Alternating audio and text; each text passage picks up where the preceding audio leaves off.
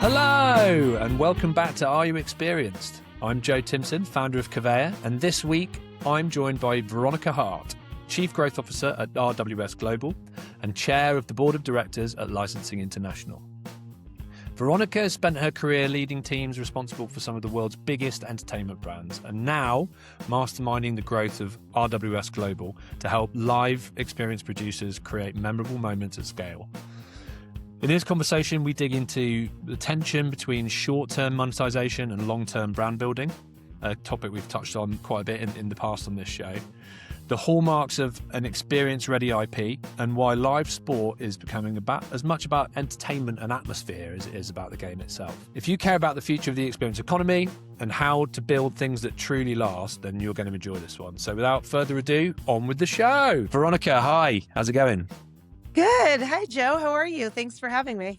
Yeah, no worries. Welcome to Are You Experienced? Looking forward to digging in. Your background is very much on the licensor side, and we're going to be talking about all things IP, and then kind of all the way through to what you're doing now, which is again an interesting sort of part of the experience value chain, let's say. So I'm really excited. So just talk through your career journey so far and how you went from big licensor on the more on the consumer product side into experiences.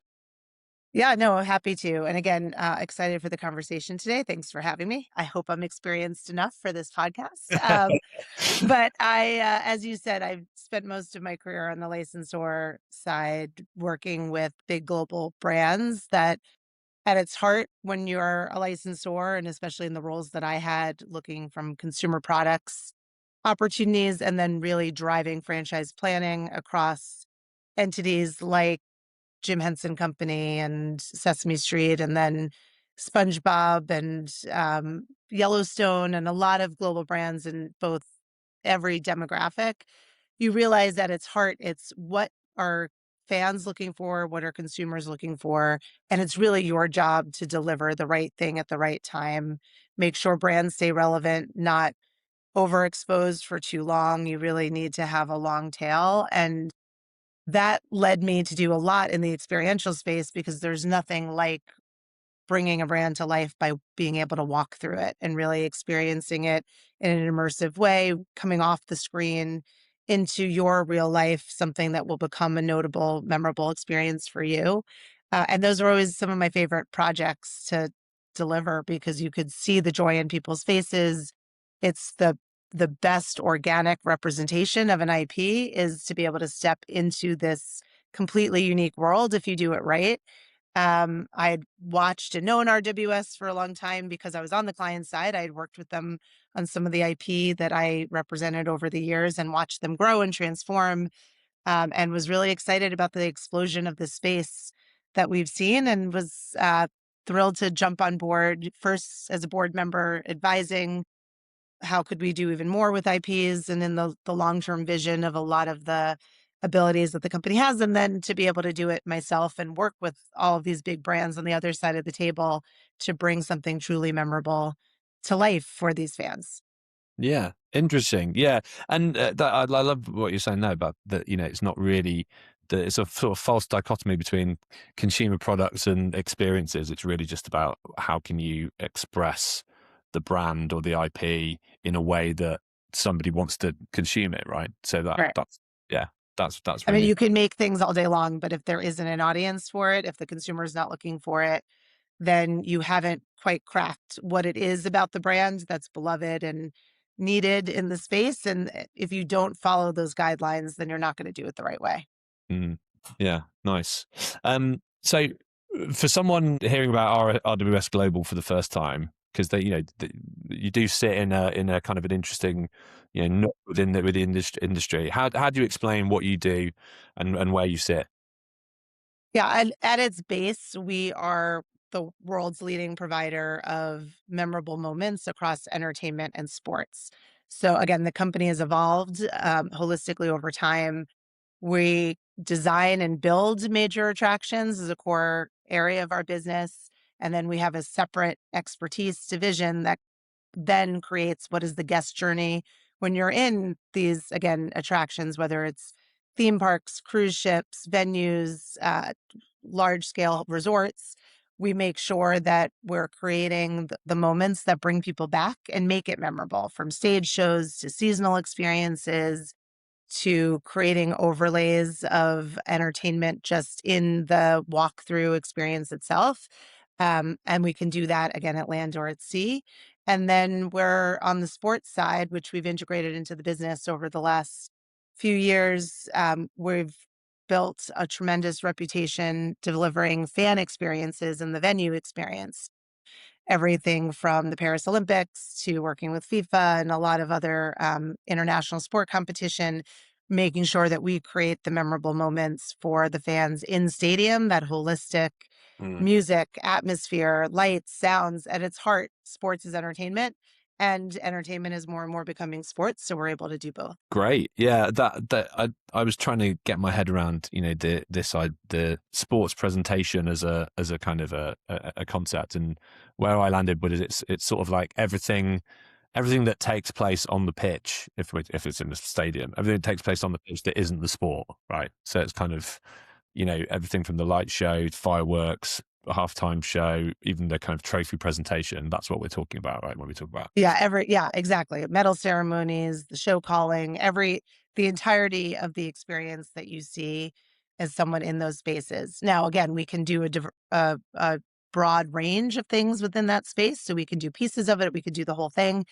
More and more as a company, as a business, and as a strategy as we go forward, now that we have our entertainment experience, our sports experience, design experience, we also have a merchandise division. We're able to become more and more of a turnkey partner that really says, how do we bring all of this to Mm. life for Yeah. our clients? How do we become an extension of your team? Truly understanding vision of, again, putting that consumer first, making sure that everything is elevated and right for the moment that you're in. And then how do we partner together to deliver these memorable experiences you can't get anywhere else? And so, again, more hospitality and other things surrounding the experience as well. A lot of fan zones, but it's everything you see when you're there live in person. Okay, yeah, and just to be super clear on like your model, so you're not kind of producing and getting investment to sort of build these shows, right? You're hired by the producers of these shows to create and execute the vision. Is that right? Primarily, we will create the vision in a lot of cases. Again, whether it's entertainment or sports side of our business, we come up with ideas all the time. We pulled the right partners together. We're an agency that gets brought in by clients primarily, although we're always evolving how we look at things in the space as the world continues to evolve. But we've come up with many ideas, whether it's stage shows for our cruise clients, whether it's seasonal activations for cities or venues, or whether it is sporting events that we're producing from the ground up. We come up with what's culturally relevant, what's of the moment, what are the creative trends that we should be connecting to, and how do we do it in a way that is very clear and efficient, and feels very true to that moment. It's not cookie cutter, it's very bespoke for the clients that we work with. But we pride ourselves in, because we have these different teams, we have a global team. We're in 7 key markets around the world, and we have a creative expertise that we can couple with operations execution expertise together. So they're different people from different lenses that make sure we're delivering on time, but completely unique every time that we talk to somebody. Yeah, that's amazing. It is such a multidisciplinary world, right? When you're trying to Yeah. experiences. I was talking to on another podcast episode, Mel McGowan, who runs Storyland Yeah, Studios. of course. Yep. Yeah, yesterday I was speaking to him, and he was saying that uh, Disney Imagineering is like 140 different disciplines, from like architecture to poets to like artists. Incredible diversity of creativity. So, yeah, Yeah. it's Creative is a very broad spectrum, everything from design ideation to writing to directing to choreography to actual technical expertise, design, and build out. And a lot of what we do is master planning to pull all of the pieces together and bring it to life. But I've certainly learned a lot being on this side because when you're in the brand, you obviously know that it needs to be right. It needs to feel like the IP that you're focused on. You can always talk about what's right or what's wrong, but to understand the nuance behind it, for me, that was the most fun part about jumping to the other side of the table is just how much the detail with the macro thinking are two touch points that need to be completely in sync for something to come together to life in the right way. You can't get anything wrong. Yeah, that's it leads me nicely onto the sort of the main topic that we want to kind of cover today, which is having led teams and been responsible for the maintenance and the extension and kind of durability, if you like, of some of these iconic entertainment IPs. It feels like, as in any brand management situation, there's like a tension between short term and long term, right? Um, and maximizing revenue today, but also then thinking about how fans are going to develop and engage, and how you're going to create new fans of the IP as potentially in a world where you're not releasing the tentpole content associated with that IP anymore. Something like obviously Yellowstone have got all sorts of spin-offs, but the main show is concluded now, right? So it's like, okay, how do we kind of grow and sustain that IP? So on the experience side of the industry, I'll arrive at a question now. The experience side of the industry, how do you think we're doing? How do you think that the various strands of the experience economy are doing at striking that balance, that kind of ticket revenue versus brand performance long term? Yeah, no, it's an interesting question. And you'll get to on the first side of it from the brand IP perspective, that's always that push-pull is Mm. every studio, every brand holder is looking to monetize the IP in the right way and make sure that you can have recurring revenue that is predictable. And, again, there are a lot of assumptions that are made that consumers' appetites might not change because this is a beloved IP and you can think you can have an evergreen, but I don't have to tell you, audiences, fans, appetites are constantly shifting and changing. The way people are finding content is changing. The way they're interacting with content, even within the experiential economy, is constantly shifting. And what's sticky does tend to evolve. Like what worked 5 years ago in its then form is not going to work today because you always have to balance the evolution of streaming and the fact that content can now be found everywhere. If you love a brand and you just want to watch it in some passive experience, there's limitless ways you can do that at all times. So in the experience economy, in order to create something that has endurance, you do need to think short term. You don't want to wait too long to execute anything. Um, but there's always a risk of assuming things without testing, especially if you're building something that's much more of a long-term vision for, again, experiences that take 10 years to build or, minimum 3 years if it's not as big a footprint. So you have to be thoughtful about both. And that's where testing and learning and data and research is so critically important. And having that constant dialogue of, is this right today or is this right? Mm. And how do you also build, certainly on the experiences side, how do you make sure that you're looking at things in an adaptable way so that you can continue to evolve as technologies evolve, as appetites change? I'm a big believer. It's why I'm enjoying the space so much that you can build something that's beautiful and can stand the test of time and feels like you're in a universe. But if the guest experience at the moment doesn't resonate in a way that they want to come back again and again and again, you're only halfway there. You have to really think about what's going to bring someone in multiple times a year or make it a completely memorable experience that they want to see, what's going to evolve over time. And, a lot of that can be done through digital, through live entertainment. elements, but constantly looking at how do you do smaller scale things in the short term that keep a brand relevant while building for the future in a way that it has as much longevity as possible is kind of the magic formula that I would say more and more.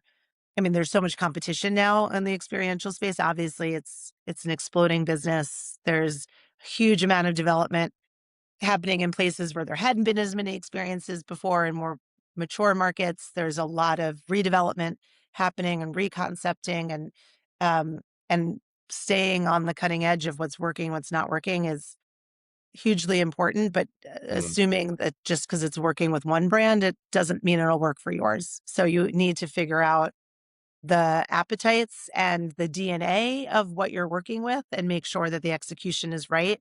And again, of something you can evolve as Mm. needed.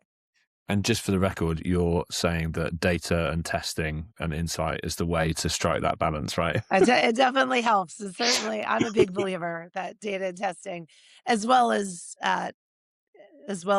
really having an honest look at if Yeah. you're on the brand side, really what is the appetite of the brand. I think a lot of people, you get so close to it, you have to keep an objective view more and more. You obviously have to keep a global view. So just because it's resonating in what you're seeing, you really have to take that test and learn approach. Um, and on the other side, you really have to be thoughtful about, again, you can create pop-up experiences and other things that work for a year, work for 2 years, and that's great. But if you're looking for a bigger investment, it's striking that balance between brand execution and the ability to adapt as tastes adapt. Yeah. Okay. Yeah. Super interesting. And so do you mentioned there about, the curse of knowledge, right? Where if you're working on a brand, then you completely lose the ability to think like a consumer about that brand, right? So how, Or at least you could. You just have to make sure you don't. Yeah. yeah.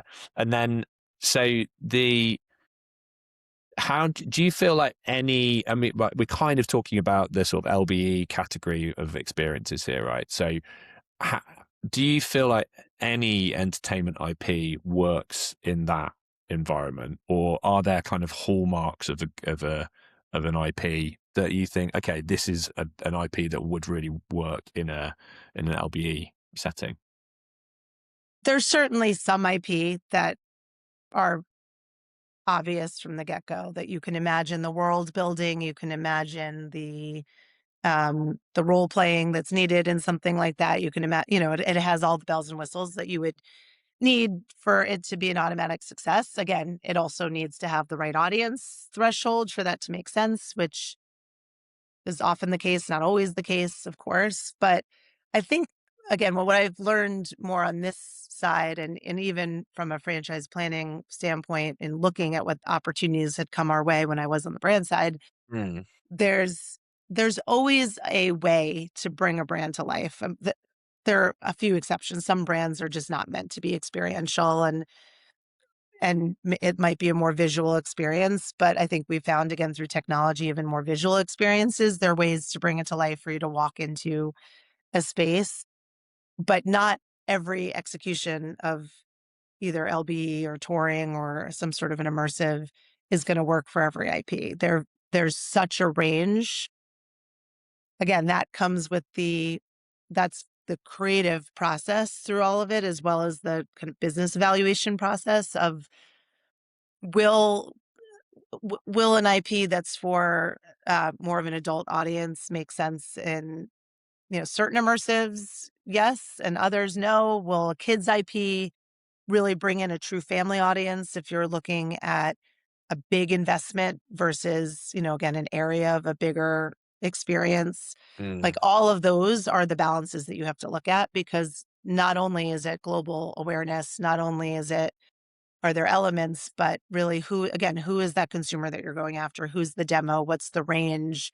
And what's going to bring somebody there? And marketing experiences are very different than something that someone would pay a ticket price to enter, and making sure that it's compelling enough and there's enough, again, world building and enough of experience behind it that makes it valuable for that audience on an Yeah. ongoing. Yeah. So it's just the constant pros and cons and and again, we do a lot of creative charrette Yeah. work, or our creative teams do, that with the partners on both sides of the table, the developers and the IP, to make sure that it links, it feels right, it's appropriate for the demo, it's appropriate for the level of investment, and the experience is appropriate for whatever the expected ticket price or attendance needs are.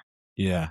Yeah. Because I suppose that at the other end of the spectrum, it's almost the opposite problem, right? So you probably have, well, you do have IPs that, like you say, are so obviously worlds that people want to immerse themselves in. Like, think about like Lord of the Rings or Star Wars or The Hobbit or whatever. And but I suppose the risk there is that they're so rich with detail and characters and things like that that you almost have to be. There's just no realistic chance of creating that in any sort of totality without, like, having a whole solar system to play with in the case of Star Wars. Right. So Right. Or at least you have to be focused on what's the yeah, experience you're trying exactly. to So, create. so Yeah. it's that idea of, okay, what are the constraints? Now let's figure out what's realistic, what kind of bit of that we can bite off and express that in a physical space. So I think that's really interesting. Yes.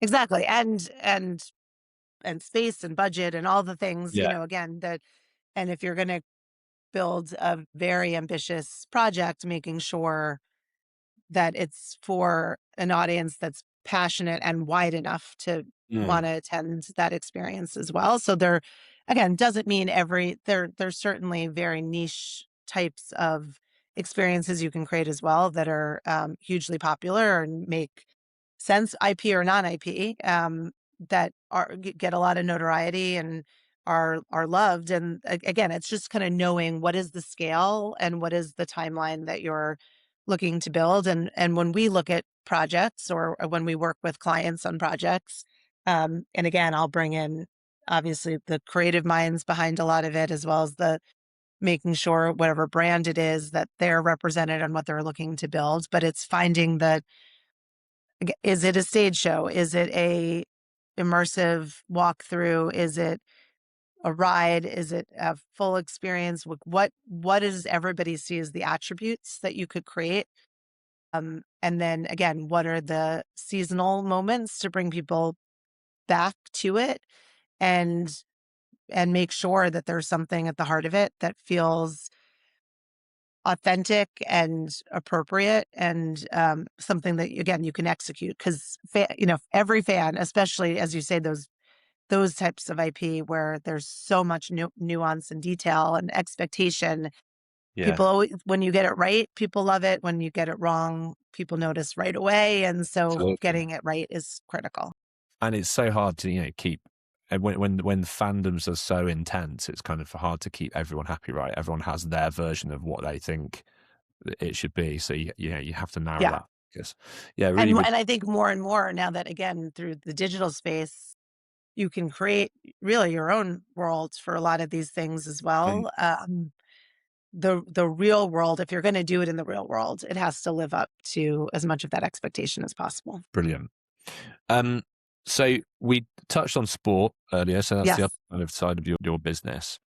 This is a bit of a sort of pet subject of mine again, but and thinking about that balance of long and short, it feels like there is a shift underway. In the UK in particular, I think there's a long way to go in this shift, but we're sort of seeing it with these, multi-use stadiums being built, and people, RWS obviously are doing a ton of stuff on sports presentation in the UK and Europe. Historically, we've had, because of pay TV and the bundling of the broadcast content under subscriptions, really sport has been like a B2B industry almost, right? It's kind of been, okay, selling rights to a broadcaster, and the in stadium experience has just not had to be very good, frankly. But it feels like there's a shift underway. So because you mentioned that RWS doing more and more in sports presentation, and we're seeing, outside of that, things like the in the extreme, which and it is an extreme example of this, but like Savannah Oh, bananas yeah, of course. Yeah. doesn't work with an English accent. Savannah bananas, but bananas. But and that's incredible, incredible, because that is absolutely religiously following this sort of fans first mentality. So what's changed, do you think, that's kind of making in venue fan experience suddenly matter so much? Yeah, it's interesting. And again, we've had a legacy of doing sports presentation, but I'll say more and more we're really creating sports experiences on top of that, Mm. because of the trend that you're seeing. There's no, we talked a lot about fans, and there's almost no more passionate fan in the world out there than sports fans. If you love your team, or you love a specific league, or you follow a specific international sport competition, and that's your passion, that's a fandom that there should be all sorts of experiences that are being created for that. And that blurring of entertainment and sports is happening more and more as well. There's almost no distinction now, even beyond the fan experience, creating, you know, fan arcades and immersive experiences based on sports. More and more, we're looking in that space and working with partners there as well. Food and beverage, immersive experiences, et cetera. Like, people just want to live in what they're passionate about, and it's a great way to bring it to life.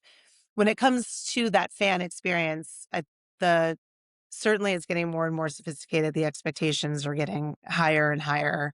And I think that comes from a legacy from at least what we've been watching on certain sports have always had it. I mean, NFL, there's no more pageantry than you find in NFL games. And the more that that's becoming a global experience, and the Olympics are also known for, again, the entertainment around the sport and bringing it to life in such a significant way. And again, we're um, very thrilled we've been able to work on that stage and a number of times in order to bring those experiences to life.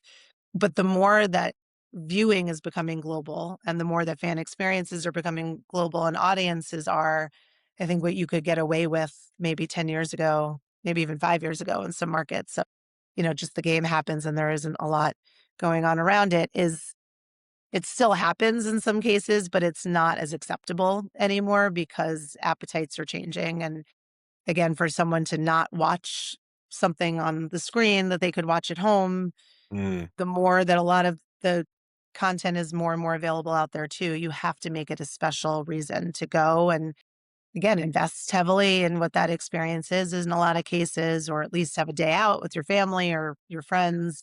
It has to become a memorable moment, and it's a lot more savvy out there what Yeah. fans are looking for. And so, again, that's one reason we're using more of our entertainment muscle in a lot of the experiences that we're creating. I think it as well, you're kind of the atmosphere that you create with that, right? Or the vibe, let's say, the kind of game day vibe, you can then almost repackage that in other channels and use that to extend the way beyond the game. So, just kind of you're seeing all sorts of content around just sort of, um, you know, created it from the crowd almost, or created Yeah, of course. stadium and things like that, and extending that and growing fandom in those ways, and making the stadium be like almost like a Mecca or a Disneyland for fans wherever they are in the world, right? So I just think that's such an interesting trend that um RWS seem really well positioned to capitalize on. Yeah, I mean, we've done a lot. To your point, nothing's more viral or captured than social. And so we have a partnership with Snap where we've been doing that, kind of creating in stadium experiences that mirror what you could see through kind of the Snap, the digital experience that you get, but kind of stadium filters and being more playful too, because that people just, you want to make it fun, you want to make it Yeah. vibrant and different than what people are able to do if they're just passively watching, in order to keep it really engaging. Yeah, and so many opportunities as well from that for sponsors and brand partners to participate as well, Yeah, because I mean, I think that just obviously there's a ton of sponsorship in that space, but I'm a yeah. big believer that there are really interesting ways to bring sponsorships to life in the sports space or the entertainment space. And I think that we've started to do more and more and I don't mean just we RWS Global, but we, the industry, but Mm, I think we've just scratched the surface. To me, that's a huge opportunity to go forward rather than obviously you want your logo placed in certain locations and seen, but if you can make something fun and relevant, like you talked about Savannah Bananas, who of course like they're on fire. It's really inspiring to watch what's happening and the appetite for that and the mm, excitement and enthusiasm that creates. And I think that there are more ways for us to create those types of experiences that are different than that, but leveraging sponsorship because again, there are a lot of venues that have great experiences on game days, and then there's a lot of opportunity to look at the days where there isn't programming or they're dark days that I think more could be done. And we're yeah. looking into that heavily too. Nice. Excellent. Well, I'll be following with interest. I could talk about all day. Um, so let's move on then. So we've covered the fact that the experience economy is booming in all different areas, so across FBE, across sports, across music festivals, everything. This sort of appetite for real world connection, real world experiences is only going to keep growing in the world of AI, you would think. So, having said all of that, what do you think as an industry is the biggest threat to that continuing? So, if you look ahead, a decade into the future, and everything's gone wrong, what what do you think the reason for that is likely to? Yeah, I mean, I think that I think there's really honestly also since COVID, just the explosion of people want to be outside. They want to be able to experience. There's always going to be an appetite for that. The the big takeaway for me in watching just the explosion that's happening and just again so many projects in development, which is really exciting, is that they have to be great. Like they have to be experiences that people get joy from, that they would recommend to other people, that they would want to do again. I think the biggest risk is not living up to what people are expecting and then them saying that this isn't the experience that they would want to do again and not having repeatability. So for me it's the balance of the industry and the projects to keep making amazing things, and there are a lot of amazing projects in the works, but also just keeping it relevant and not getting too complacent, that there's always an audience for everything, and getting it right is going to be important for people to keep coming. And the balance of digital, again, you're going to be able to do a lot from home. So making sure that you're doing things that still feel tactile and like you're having a personalized experience, even in a sea of other people, where it feels relevant for you and you're leveraging the technology that exists to, bring things to life in new and innovative ways. So I think the biggest risk is just not getting it right. Yeah, yeah. Well, I think that's a good way to sort of sum it up. I think there's three themes there. I think one is this idea of competition with the couch, right? So Yeah. the experiences aren't really competing with each other; they're competing with, well, they are, but they're Yeah. But will you get people outside to they do it? are Yeah. exactly right. And that's a fascinating problem to have because there's so much friction in going to experiences like you say, and so there's that's just a really interesting challenge. The other two there, that it's almost there's the two kind of sliders, right, that it's about a balancing act between, we've talked about one which is short versus long term thinking, and there's definitely a risk in a lot of the parts of the experience economy around ticket prices and this kind of short termism on almost extractive view of kind of profit rather than that lifetime value of the customer sort of view. So that's an interesting balance. And then the third one you've just articulated really well there, which is this idea of it's almost like more versus better. And Yeah. kind of like, okay, well, yes, we want to create more and more experiences, but actually you have to sort of slide that over and say, well, actually, there's some things we just shouldn't do, and there's some things that we should really focus on making the best possible execution of that idea, rather than just, kind of the people are hungry for experiences, so let's just flood the market with with experiences.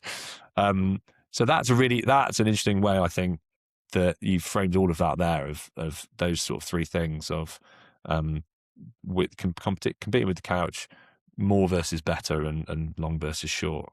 Yeah, Um, I think it's, if you're going to do it, it's not, never take the cookie cutter approach. Do what's right. Again, from a brand standpoint, do what's right for the brand. As you're developing new projects, do something that's new, unique, hasn't been done before, or is at least a new version of things that are out there, because you do have to make a mark for people to come. mm, And I've talked about this before in other um, places, and some where we've been together, just on, it's okay to start small too. I mean, not everything needs to be a huge audacious project, and some executions are right at that kind of medium scale, and then others should be bigger, and having that